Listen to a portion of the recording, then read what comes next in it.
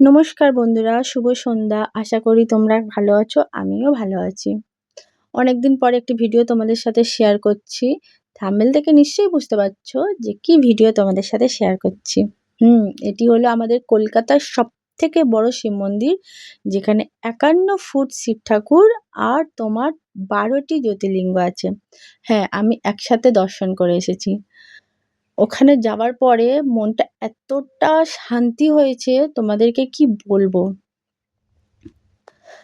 বলে না, ভাগ্যে না থাকলে কিচ্ছুই হয় না। সত্যি আমি ভেবেছিলাম যে আমি কোনোদিন যেতে পারবো না। কারণ এর আগে আমি ২ বার যাওয়ার চেষ্টা করেছি। আমাদের কলকাতার নিমতলা ভূতনাথ আছে, সবাই তোমরা নিশ্চয়ই জানো। যারা, যারা গেছো নিশ্চয়ই জানো। ওখান থেকে যাওয়া যায়। ওখান থেকে আমরা যাওয়ার চেষ্টা করেছিলাম, কিন্তু ২ বারই গেছি, ২ বারই ফেরি বন্ধ হয়ে গেছিলো।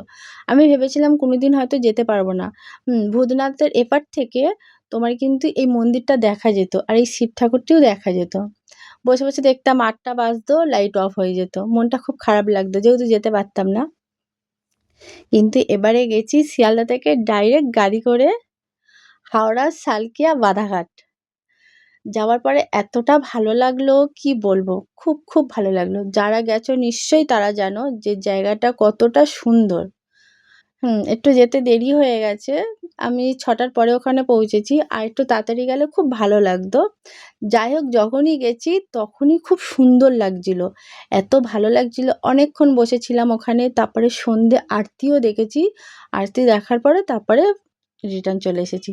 তাহলে বন্ধুরা চলো তোমরা আমাদের সাথে, মানে আমার সাথে ১৪টি, সরি ১২টি জ্যোতির্লিঙ্গ আর ৫১ ফুট শিব ঠাকুর দেখতে থাকো।